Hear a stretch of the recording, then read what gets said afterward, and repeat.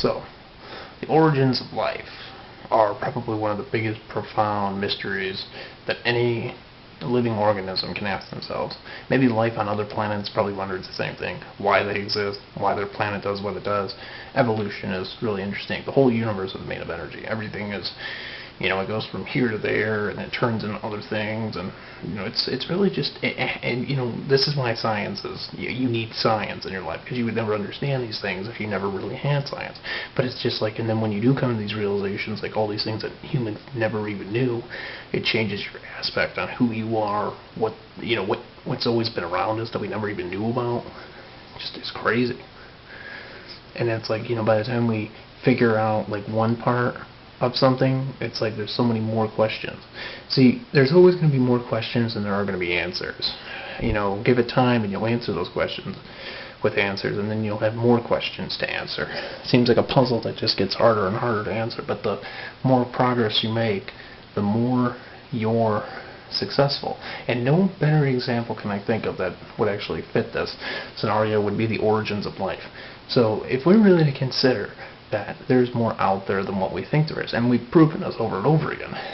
There's scientists that will tell you that they believe that the universe is infinite, and there's an infinite number of universes. So it's like infinity times infinity. It's like taking something, it's like taking one of the many infinite things that exist, and doing it an infinite number of times. So, how do you explain that to somebody? You don't. You just gotta you just gotta first of all do it, and then just look at all the progress you made.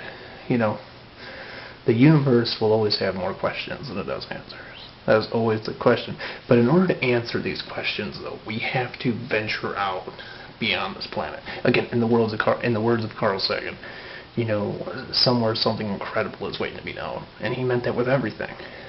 Somewhere out there, there's something that's waiting to be discovered that always existed, that probably has more answers. And like I said, the further out we go, the more we learn, the more we probably will land, we could find life on other planets, and they're probably wondering the same thing we are, who we are. Maybe we're all connected somehow. But at the same time, though, just what exists that we don't see? I mean, if you don't know what I mean, go type in how big the universe is in comparison, just the observable universe. Go look at some pictures in comparison to the Earth, and really just think how big 14 gigaparsecs is for starters, because it's really an interesting scenario.